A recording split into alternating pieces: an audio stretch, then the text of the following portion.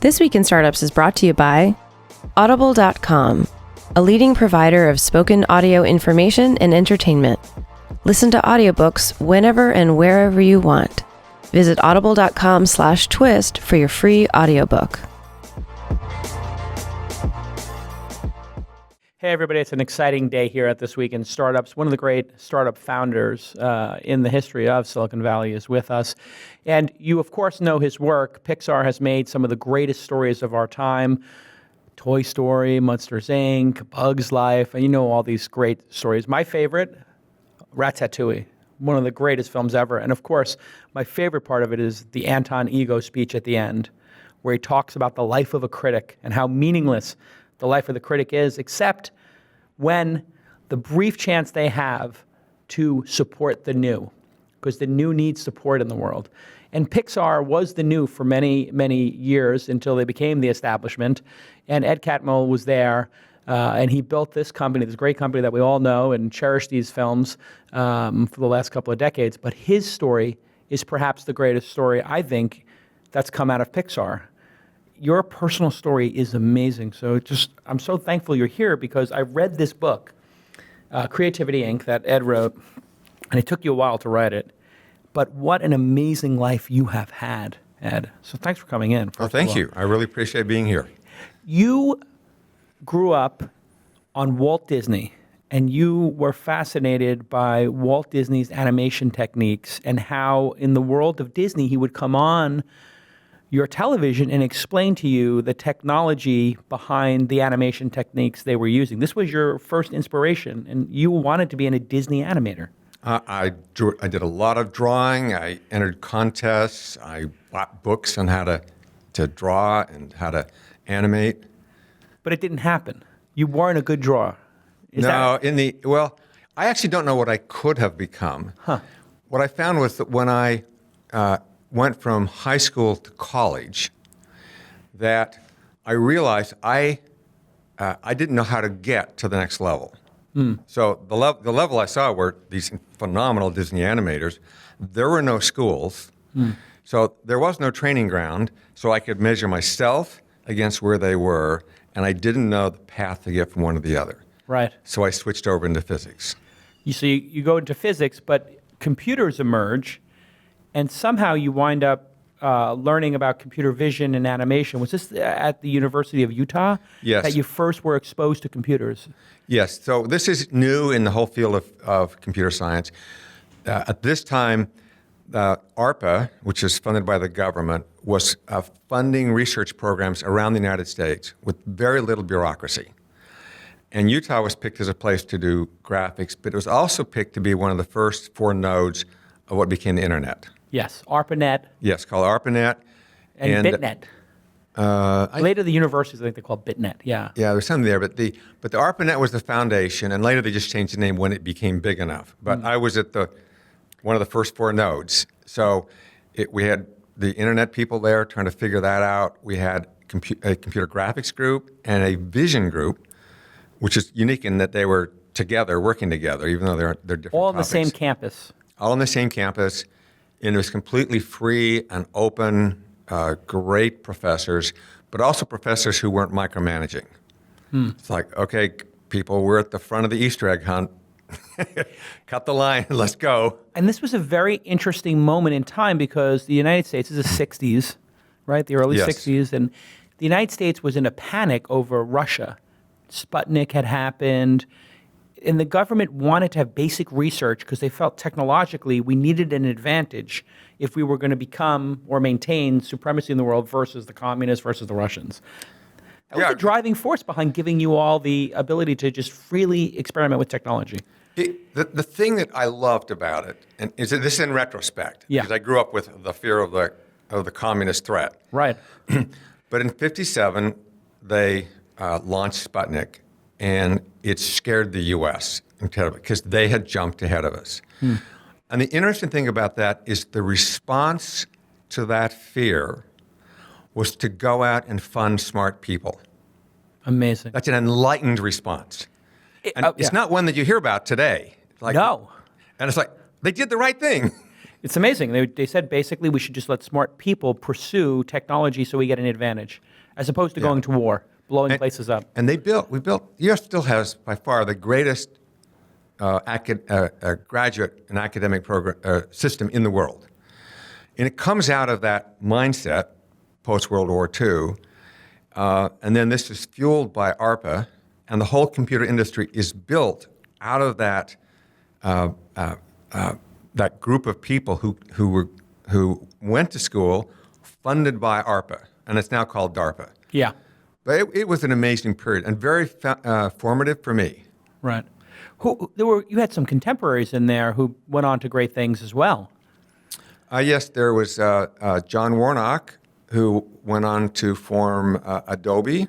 Amazing. Created the PDF. Yeah, and Photoshop. And Photoshop. Amazing. There was Jim Clark. Netscape. He did Netscape and Silicon Graphics. We had Alan Kay.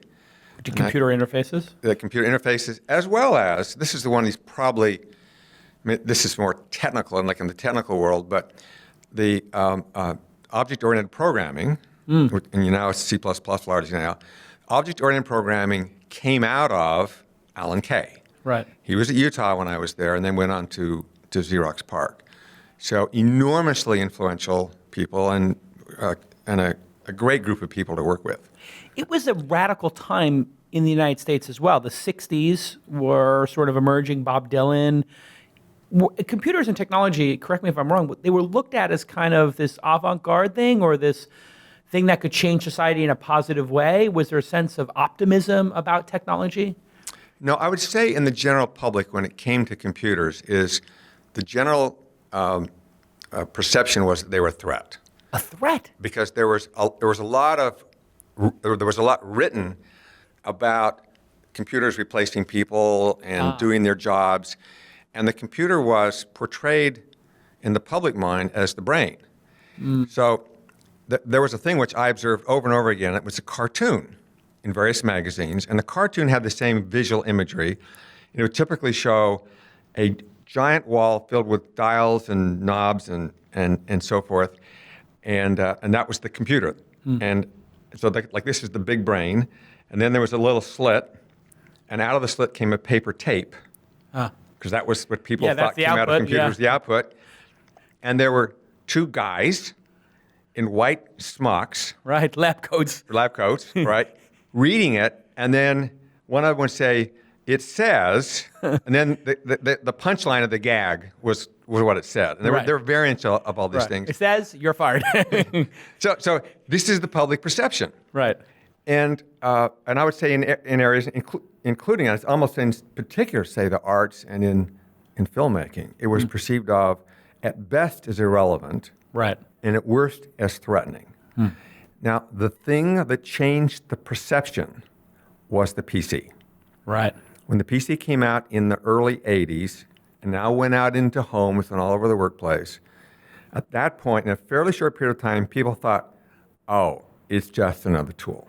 But you guys had a decade and a half of it just being this underground kind of thing where the consumer had never touched it. That's right. It was a big machine in air-cooled rooms, and it was a mystery. And when did you first realize that your passion for animation and for what Disney had done, and having seen, Lady and the Tramp and all these amazing seminal films, I guess, of your childhood, that maybe these would dovetail? It was when I went back to graduate school, and I was intending to study computer languages. All right. But it was at Utah, Foundational School for Computer Graphics. I take my first class there, and I realized, holy cow, we're making pictures. So we can use the technological or the technological advances and the ability to make pictures with the art. So now we have technology and art come together, and okay, this is the beginning. Right. So I just switched. Okay, this is it. This just took over my brain. You saw that. You just saw that these computers would be able to do art. And this is a video from 1972. I just want to pull up for a second. I think this is when you were at Utah, and it says copyright 1972. You probably worked on it for the years before that, but explain to the audience what their, well, here, it's telling us it's a computer animated hand. Yes. But So my class project was I wanted to do something, first of all, write it from scratch. Everybody else is using canned programs for making stuff out of spheres and so forth. So I modeled my hand, and then I wrote a little programming language in order to move the fingers. Huh. All right? And I actually made it out of plaster, my first hand. Yeah, you put your hand in there, but you forgot to put the Vaseline. The Vaseline on, you got all your hairs with ripped a off. knife trying to get my hand out of this mold. And I drew the polygons on it, and then I digitized them. It's amazing. And then with that, by moving the fingers, and then it occurred to me I should just actually go look inside the hand. So this is now a class project, and I submitted it to a conference, and I got accepted as a paper. Huh. And one other person in the class also wrote his code, and this is Fred Park, that's why there are two names at the front. Yeah. And he did something using the surface of the face of his wife. Ah. So that was called the hand-face film. Now, one of the interesting things to me is this was really early on, and obviously it looks really early on, right? Yeah. So it's crude. And it's the early days. So if you look at hand-drawn animation, the inspirational piece at the beginning was Gertie the Dinosaur, which most people haven't seen. But the time in the actual calendar time between Gertie the Dinosaur and Snow White was the exact same number of years between that piece and Toy Story. Wow. Things like 27 years, something like that.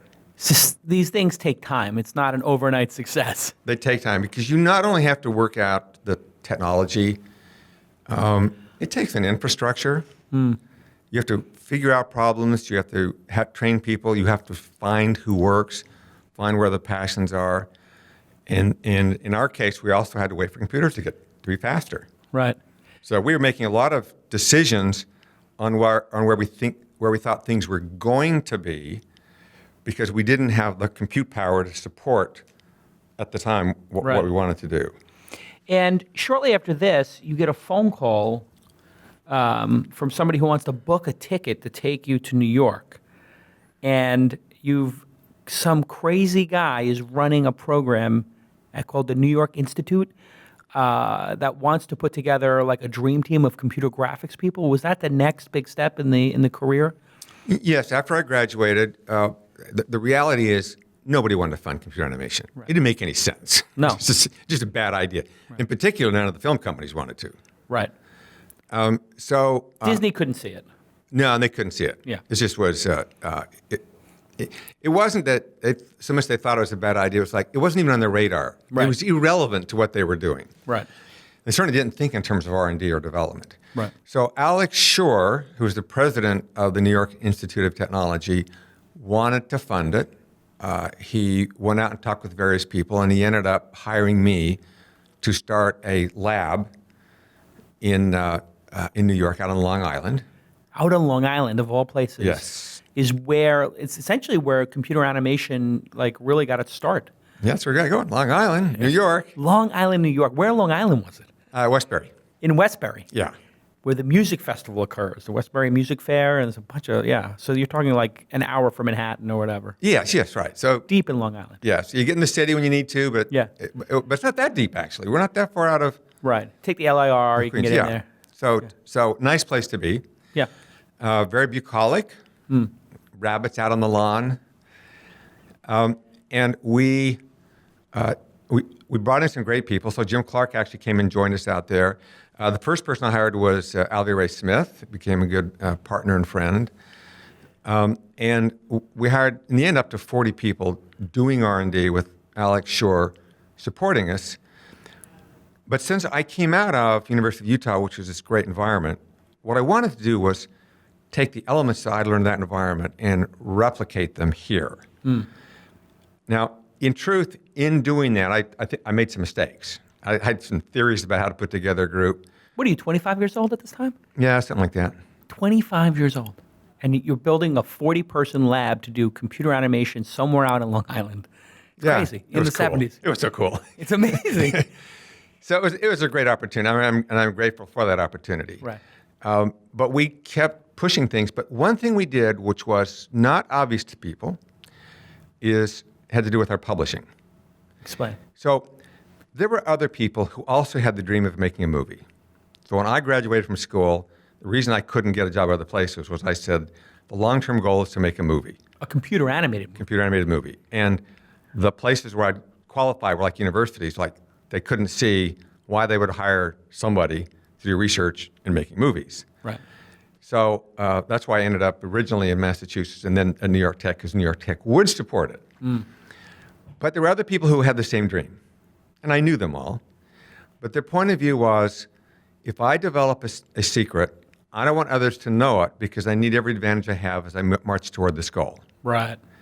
So I took the opposite approach. We are so far away from the goal that the ideas actually aren't that important because they will get bypassed and discovered along the way. So by publishing everything we discovered, we became completely engaged in a broader community.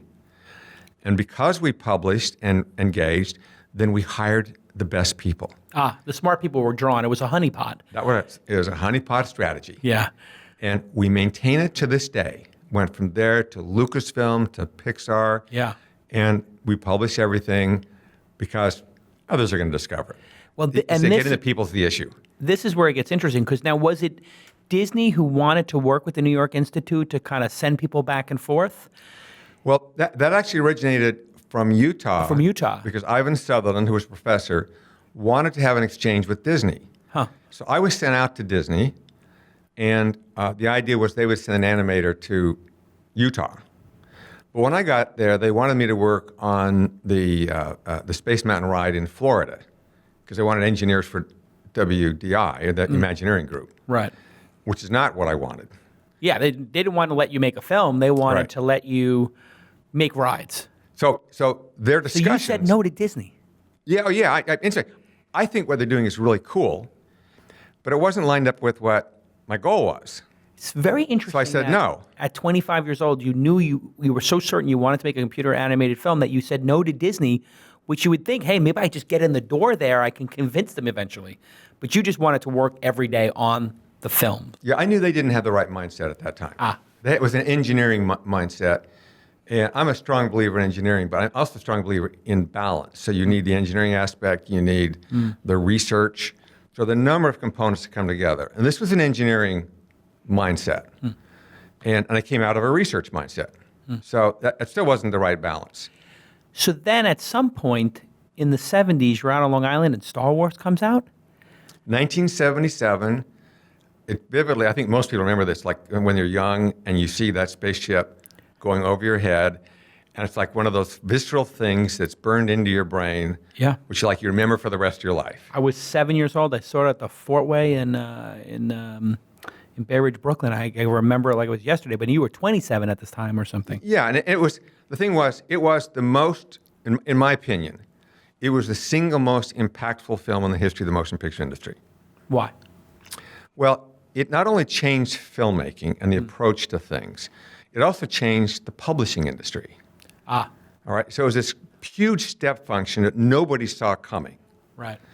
And it was George's vision to make it happen. And then George did something which was very unusual in Hollywood. He looked at his team, and he had the best team in the world for photo optical processing. In order to get motion blur, which is a technical thing here, but in order for the effects to look right, you actually have to have blur in the direction of motion. Right. Because if you don't, it looks too crisp, and that's not how our brains work. Is that right? Your eyes see it. And the reason is, film was projected with every frame shown twice. So if you're tracking across the screen, then what happens is a sharp edge shows up, and it's double. So what you see is a doubled image going across the screen. And so your brain's saying, okay, this isn't really there. Right. Whereas with regular live action, it's actually blurred in the direction of motion. You can't see the edge now because it's blurred. So it's not, your eye isn't being drawn to it, and therefore it works. Right. Doing this with film is very difficult. Yeah. And he was doing models, like actual physical models, and filming them. How much of it was any of it computer animated? Yes. What they did was they had a computer control to move the models, Got it. and they're photographing it against blue screen. Got it. So from George's point of view, they were using high technology to help advance the imagery to something that nobody had ever seen before. Right. Therefore, his view was, I want to keep investing in technology because it's brought something fresh. So he went out to look for somebody to run the lab. And he interviewed people all around the country. He had somebody looking for it. And he was looking for somebody to run this lab, which I guess eventually became what people know as ILM. No. No. ILM was in existence. Got it. I was hired to start up the computer division, Computer division. which was never part of ILM. Interesting. So we were in the building next door. Huh. We were friendly with them. And to be honest, at that time, because computer graphics was lower resolution, they didn't think it was relevant to them either. Even though the big man on the top said it is relevant, there was two camps. Well, it wasn't so much a camp. It was like they were, first of all, they're very friendly. So there was nothing standoffish about them. Right. It's just that what we're doing didn't match their standards. Just on the fidelity of it. It wasn't a... On fidelity, yeah. It didn't look right yet. But Lucas saw it. At resolution, the details. Well, it was more it wasn't that he saw, he believed in the principle of supporting the R&D because he didn't know where it was going either. And it really was hiring us to support one thing they were doing, which was matting. But what we brought was the vision of making the computer graphics and the imagery, which was beyond what he had hired me for. Right. He wanted three things. He wanted digital compositing, he wanted digital audio, and he wanted video editing. Right, because at that time people were splicing film together. That's right. There was no Final Cut or any of that kind of Yeah, stuff. none of that stuff. So we did the research. We were pushing ahead building around things that were going to come, even building hardware, convincing the people at ILM that we had something that was very good. And as I said, we did have a good rapport with them. And from their point of view, while they didn't see it originally, they also felt like, well, it's George's money, do what he wants. So they weren't antagonistic. Right. And he had a lot of money at that time because the Star Wars he had maintained the rights to the merchandising. I mean, Yes. he had become fabulously wealthy and was outside the system and able to fund his own visions. I mean, That's it was right. truly unique in the world. And he wanted to be in the Bay Area. Also unique for a filmmaker. That's right. He did not want to be too close to that system because it was too ingrown and closed and so forth. Up here, he could be free to do what he wanted to do. And so that gave us the freedom to pursue each of these, and then ultimately later we added a games group to us. Right. All right. When we get back from this break, I want to talk about the transition from when George Lucas sold the unit that became Pixar, and he sold it to a very famous person, Steve Jobs, I believe, when we get back on This Week in Startups. Hey, everybody. This episode is brought to you by my friends and in partnership with my friends at Audible. And Audible, as you know, is one of my favorite services in the world because I love books. But I have constant downtime when I'm walking and going on my hikes, driving in airplanes, and even when I want to go to bed at night. You know, I'm one of these people, I get so enthusiastic sometimes. I'm on fire and I need to go to sleep. And I can't watch television because it keeps me up. What I do is I put my earplugs in, I put the sleep timer in my Audible app on 20 minutes, and I listen to some book, whatever it is. And you know, the book I was talking about recently, Creativity Inc. by Ed Catmull, what an amazing book where you're going to learn so much about running a company and how to get people to be creative and how to get people to feel safe in their work environment and how to do really innovative things like Pixar did. And Ed's got an amazing story, and it's really an inspiring book and educational. If you haven't used Audible, you can use it anywhere. It's on iPhone, iPad, Android, Windows, everything. And it's unlike any streaming service out there because you own the books. And it's Whisper Sync ready, so you can go right between your audiobook and Kindle. You can read at home, listen in the car, as I've said. And if you don't like a book, they will take it back. No questions asked. I love going to the Audible site and just looking at the reviews. The people and the community at Audible are amazing because they love audiobooks too. They love the spoken word, and the reviews are always on point. I always get great advice. So go to audible.com/twist, go to audible.com/twist and start a 30-day trial membership. You get a free audiobook and download my book of the week, which is Creativity Inc. by Ed Catmull. It is an amazing, amazing book. Here it is. I'm holding the book in my hand, but I want you to get the audiobook. Go to audible.com/twist and buy Creativity Inc. Or get it for free, actually. 30-day free membership. They give you a free book. It's an incredible service. I love it. Oh, and by the way, it used to be you had to download these audiobooks and then sync them. Now they have these apps. You can just click a button and you can download it on the go, and we'll download the first couple chapters for you and you can read it. So it's so easy now. It's very easy to use Audible, and it gets my highest rating. I love Audible, and you will love Audible too. You'll love getting smart. Go to audible.com/twist. Okay, let's get back to this amazing episode. Hey, everybody, welcome back to This Week in Startups, a very special episode. Ed Catmull is here, the president of Pixar Animation and Disney Animation, and I guess co-founder, you say co-founder of Pixar? Yes. Because it's always important to be fair. You had all these other great people who contributed.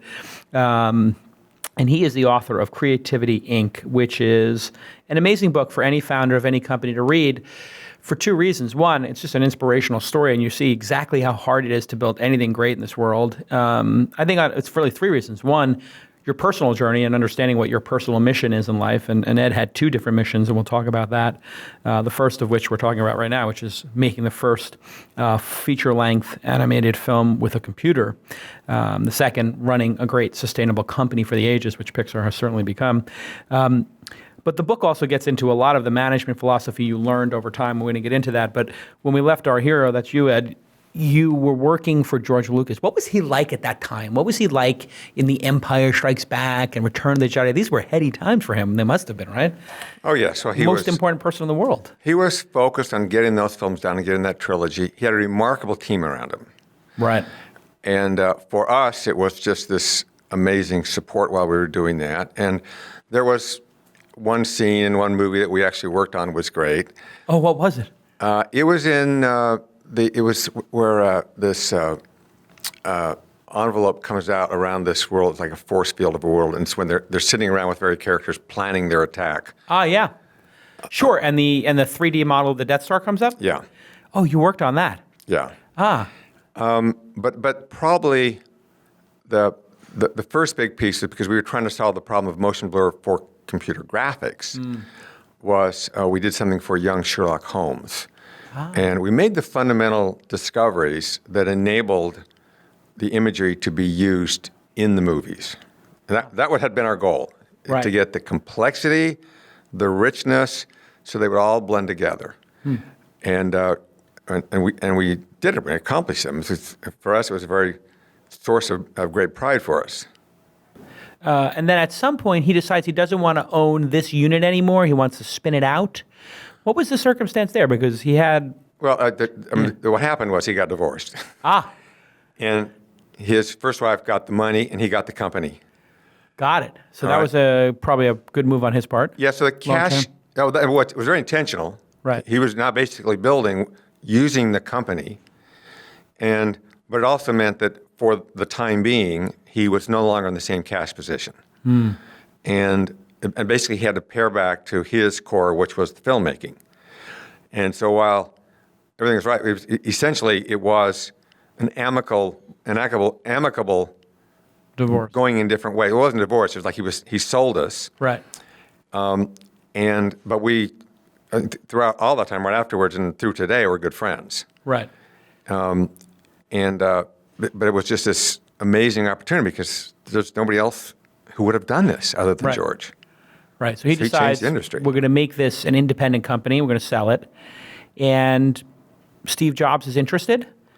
And he had just been kicked out of Apple, or? That's right. Been kicked out of Apple. Steve, first of all, he formed a company to do what he wanted to do, which is to build another computer. That was next. Right. And then we had already met because of Alan Kay. And he bought us in order to let us be the kind of company we wanted to be. And at that point, we had designed some hardware, and so we were selling the hardware to Philips for medical research. We sold it to government agencies where they were analyzing images. And we entered into a contract with Disney to write software for coloring the cells for hand-drawn animation.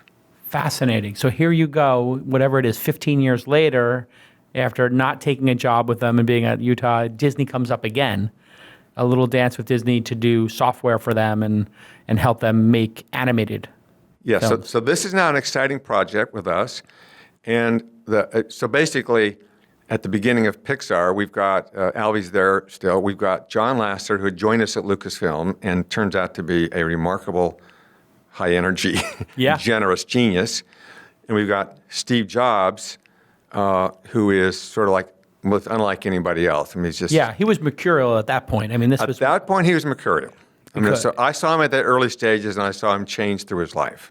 Yeah, you hear that from a lot of people who knew Steve, that he wasn't the same person he was. He was a very dynamic and evolving person, like all of us, to a certain extent. Yeah, and here's the thing, and for me it's very important, especially for entrepreneurs, because there's that public part of Steve's story, which is that he was mercurial. Yeah.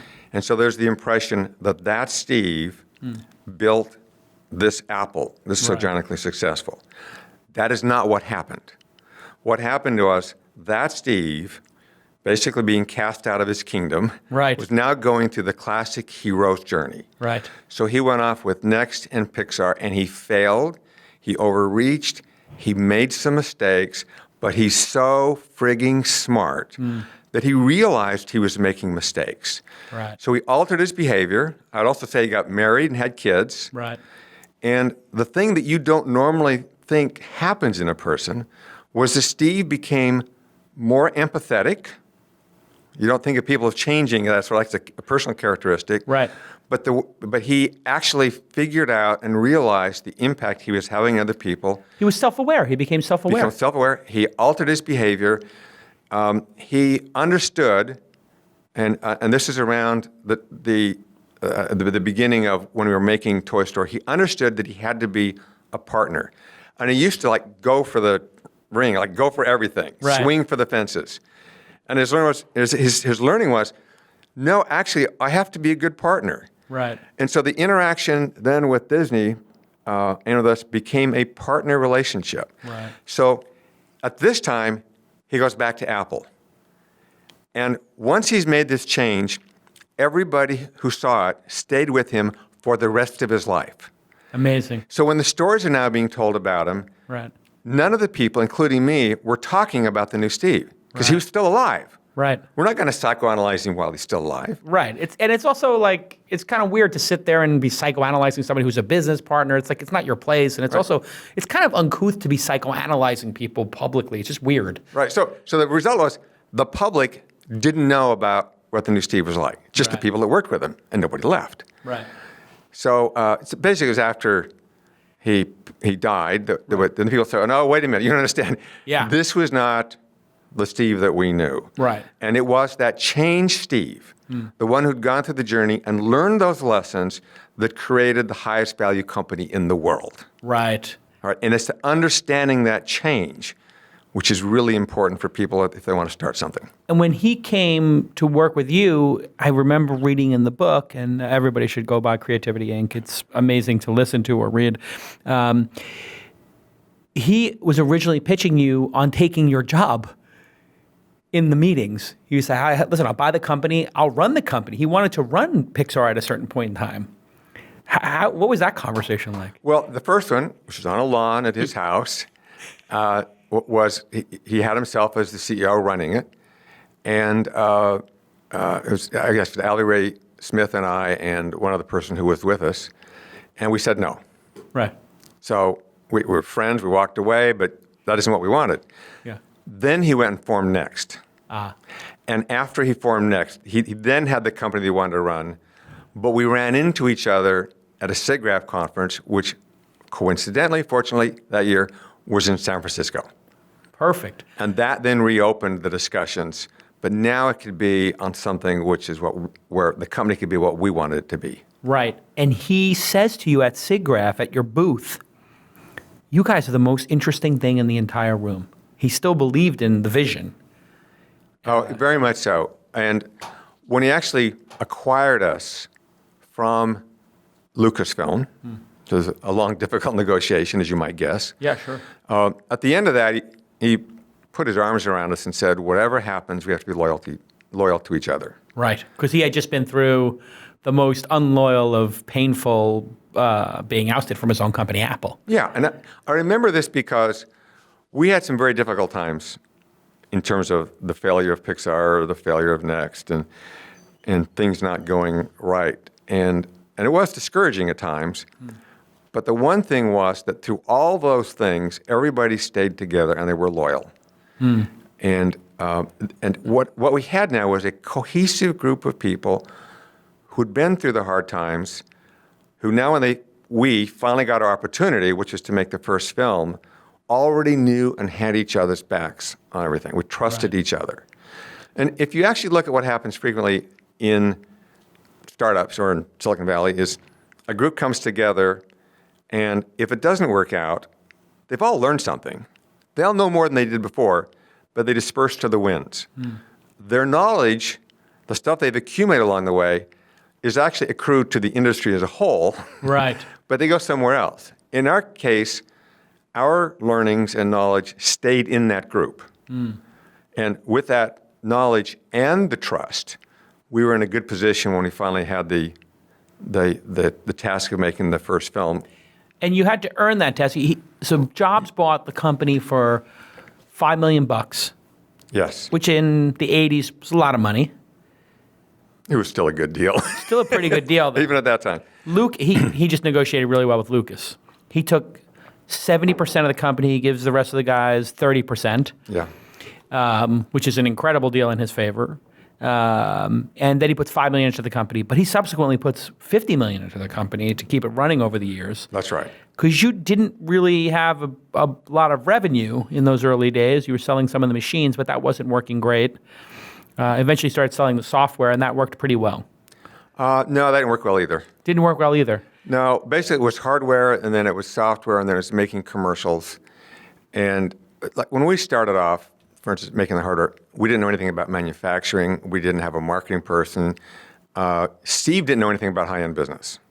So he actually couldn't provide any advice. We didn't have a financial person.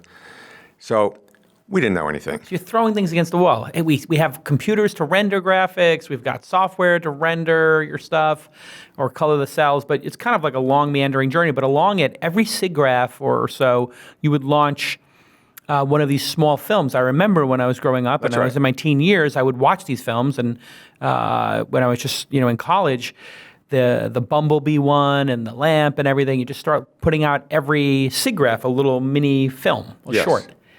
What was the point of those? Just as those shorts were like promotional. Were those considered art in and of themselves in your mind at the time, or were those promotional items to sell Pixar software and hardware? Well, from the point of view of a small film, making those shorts made no sense whatsoever. Okay. All right? Just to be, from a business point of view, it was not good. The only way you could justify it was that there was high visibility, so you could look at it as sort of like marketing and brand awareness in our small world. But the other thing was that Steve recognized that making the films was at the core of our passion. He saw that in you. He saw this. Yeah. Well, actually saw it in all of us. By that time, we'd actually brought in marketing people and others to fill that out. Like we were learning how to do that and how to do it economical. So along the way, we kept learning as we screwed things up. But he knew at the core, and everybody knew that our long-term goal was that film. So he allowed us and enabled us to do something which under the short term did not make any economic sense. Which is really interesting when you think about it. You have this big business enterprise. He's poured a very significant portion of his personal net worth into it.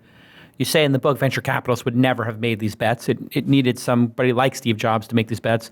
And you start making stuff like The Adventures of Andre and Wally B. That was, was that Andre named after My Lunch with Andre? Or? It was, yes. Yeah. So you guys were like really like radical, kind of like, were you guys like radical hippie guys who like, it was like kind of the inspiration was a little counterculture-y in? Well, it was definitely a mixture. I would say that Ali, for instance, always looked sort of counterculture hippie, had that look to him. And I always looked completely straight-laced. Yeah. It's always been the look. And, I don't drink, I don't smoke. It's You're a square. That's right. I look like the square. I like to think I'm a radical, but that isn't what I look like. So then Tin Toy, eventually, that wins an Academy Award. Yes. Although, interestingly enough, Andre Nawali was made at Lucasfilm. Then the next film was Luxo Jr. Ah, yeah, The Lamp. Yes. So Luxo was nominated for an Academy Award, but it did not win. The reason it didn't win was that computer animation was so new that people couldn't get their heads around it because they thought, why would I give an Academy Award to a computer? So back to the computer spitting out the tape. It was kind of like the punchline. And in Hollywood, they must be like, oh my God, this is going to replace actors. And they got this whole incredible computer phobia. Oh, yeah. And for years, that's a question I got. I was thinking, I think I replace actors, all that nonsense. Yeah. But it didn't win. But the following year, we did Tin Toy, which did win. It had actually tougher competition. And I think one of the reasons we got it was, by that time, like a year later, they realized, oh, they made a mistake. Animators animate, not computers. But Luxo was actually the transformational piece. It changed people's perceptions about computer animation. It changed the discussion about it. It just looked so much better. Is that the reason? The fidelity or the story? What do you think was it that tipped over in people's minds? Well, the thing that tipped over was that when people watched it, the most common question was, is that lamp a father or a mother? Ah. Okay. So it emotionally resonated with them in some way. It hit That's them right. deeply. People weren't saying, oh, that looks cool. They weren't asking about shadowing or how big the hard drive was on the computer or how long it took to make. Right. They actually were talking about the character. About the character. So it resonated. That was the transformational moment. Got it. Then Knick Knack. I always love that one. That's the a lot one of with fun. the snowman and the snow globe who's trying to get out. Yep, yeah. And then you guys do the deal with Disney. This is a big deal. You did the deal with Katzenberg when he was there? Yeah, Katzenberg was there. Disney had started down this run, and they made 4 world class. I don't know if I'm saying this right. They made 4 films that had an impact on the world. Yes. So you had Little Mermaid, Beauty and the Beast. Beauty and the Beast, Aladdin, and Lion King. Amazing. What a run. These were the big 4. Yeah. And with that success, they realized, okay, we're kind of a gold mine. And really, they're the only ones producing animation. So they funded a group to make A Nightmare Before Christmas here in San Francisco. Oh, really? I didn't know that. Using stop motion. Right. And it was a successful, and it was a small film, and it was considered to be a boutique film. Right.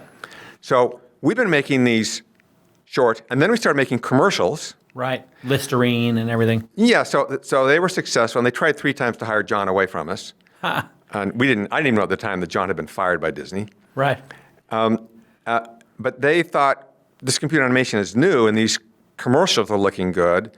So let's enter into a relationship to make a feature film, which will be another boutique film, just like stop frame animation.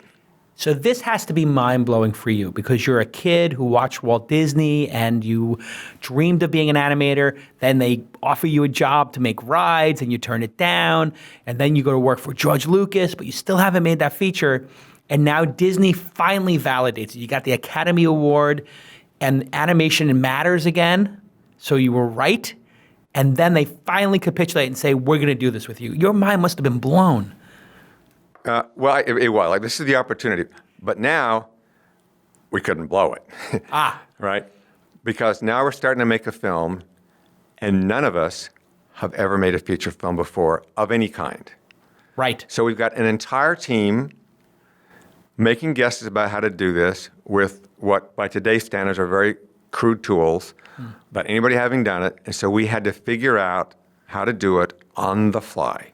Wow. So everybody was essentially a risk, right? Yeah, Everybody was new. Although you're the experts in computer animation and although you've done all these shorts and you've won an Academy Award, the truth is you've never made a feature film.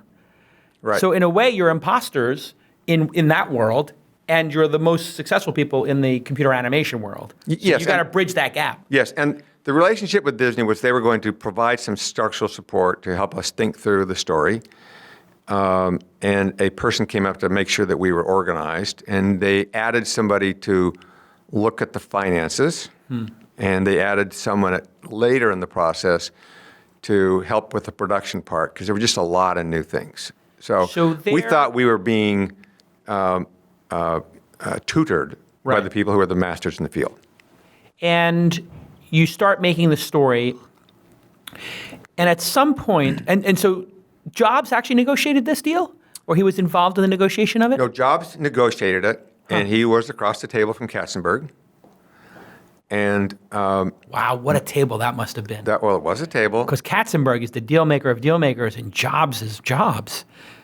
Jobs is the deal maker, the deal maker, the deal maker. Right. I mean, He's this at a is different like, level. This is like Kasparov and I don't know who. Like, amazing. So, well, the interesting thing was that Were you there when they were negotiating this? Yeah. Or what was that like? Wow, So- take me to that moment. for me, the more interesting thing was actually afterwards. Okay. Because for Steve, it's like, how do we get the best deal? But it was also, he was very clear about this, is because Katzenberg wanted our technology. If I'm putting money in the company, I want the technology.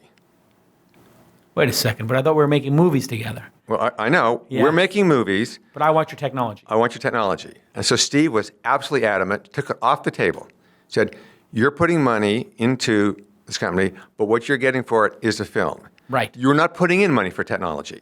Right. I paid for this. I put the $50 million into Right. develop this technology. I'm just giving it to you because we're making one movie together. So you're bringing expertise Right. in putting a feature film together. We're bringing expertise, which we worked on for a lot of years. Right. That's our parody. Right. So what we're talking about here is the making of the film. And he was adamant on that. Wow, this is some high stakes poker. So, Steve's very good at that. Yeah. So the interesting was afterwards, both Katzenberg and Steve thought, well, that's the worst deal I ever did. Right. But it was around that time, this is like, I'm sorry, because we negotiated our next deal with Disney 4 years later, because it Right. took 4 years to make the film. Yeah, this is 91 when you guys. Yeah, make this 91 we agreement. start, 95 it comes out. So in the middle of this period is like when Steve makes his big transformation. And so when we get to the point when the film is about done, and then people begin to realize that this is not a boutique film, all right, this is a big deal. Right. And Steve realizes, okay, this is a time to go public. Take the company public. To take the company public. Now, we haven't made any product yet, Right. and So there's no film. the film's not out, but he was taking cuts of the film and showing it to people at his house, right? You guys were giving him like rough edits, and he would Yeah, he show always it saw things. to Walt Mossberg and all these kind of people had seen the rough edits of it, and everybody kind of agreed this is a real thing. Yeah, so Steve believed in that, but it wasn't proven that it was a film. In the early versions, like all the films, then it worked very well. Woody was a bit of a prick in the early. Well, the way. very first version, and that was actually changed at the time they were shutting us down, and we went through a major change. They were shutting you down. Yeah, Yeah, right. yeah, that typically happens with films. You get some point Disney where was it's a like, "This crisis. is terrible." Yeah, The story was terrible. the story was terrible. Were they right? What didn't they Oh, like? they were right. What didn't they like? Woody wasn't likable. Yeah, he wasn't or- likable. He So was kind of sadistic, right? Like because Yeah, he throws somebody out the window or whatever. he had just bad personality. Bad personality. So, and in truth, we were driven towards that by some of the things coming from Disney. Ah, So when they say you have to shut it down and only have a small story department on it, now everything's riding on this small team of people, who at that point said, throw away what we've got. We want to tell our story. wow. So they went off by themselves, redid everything, showed it to Disney. They said, oh, okay, I like this. Now we're back on. Oh, wow. What was the main switch in the? What's the main switch in the storyline between the sort of pre-shutdown post, green light, Toy Story? What would you say is the main twist that changed? Well, the main change, basically the personality one, that is you figure out what the film is about, which is, so it's like the new versus the old. Ah. All right, so in our case, we have our old way of doing things, and now along comes the computer. So in the case of the movie, you've got the cowboy who represents the old, and Right. the space guy represents the new. Right. But you have to do that in a subtle enough way that you actually get internally that in this movie you're seeing a representation of what you see in life. Ah. And good films do that. Right. Like in my life, I remember seasons changing. My youth ended and I became an adolescent. My adolescence led to adulthood. and you kind of evolve. And Yeah, so you want to appeal to that and put it in the film and have all those elements come together so it's connecting with you, but it's also entertaining and informing you. Right. And if you do that right, it's almost like you don't know what happened, but you come out feeling satisfied because you don't see it, you don't expect it. when did you know that this was going to be a great film? Was there like a screening you went to or a moment in time? Because I think when you're in making a piece of art like this, and we talked about it when you're writing the book, like you kind of lose perspective, don't you? You're kind of like inside the belly of the beast and the belly of the whale. You don't even know where you are anymore. No, I didn't know. I mean, John had a lot of confidence, Steve did, but honestly, for myself, the truth is, until it opened up, I didn't know. And so obviously, I'm reading all the reviews, and as we all do. Right, of course. You're Some waiting for the people actually review. read them; they don't admit it. Where were you when you read the first review? Well, Were you at home? Were you at the office? Did somebody come running to the office? I don't even remember that. Yeah. Here's what I remember: is I'm going through review after review. What I found was that at most the reviewers would use only one or two sentences to refer to the fact that it was made by a computer. Right. The rest of the review was about the story. Amazing. And when I saw that, I thought, okay, we've done it. We hit it. Amazing. This isn't about the technology, it's about the story. Amazing. Complete vindication for you.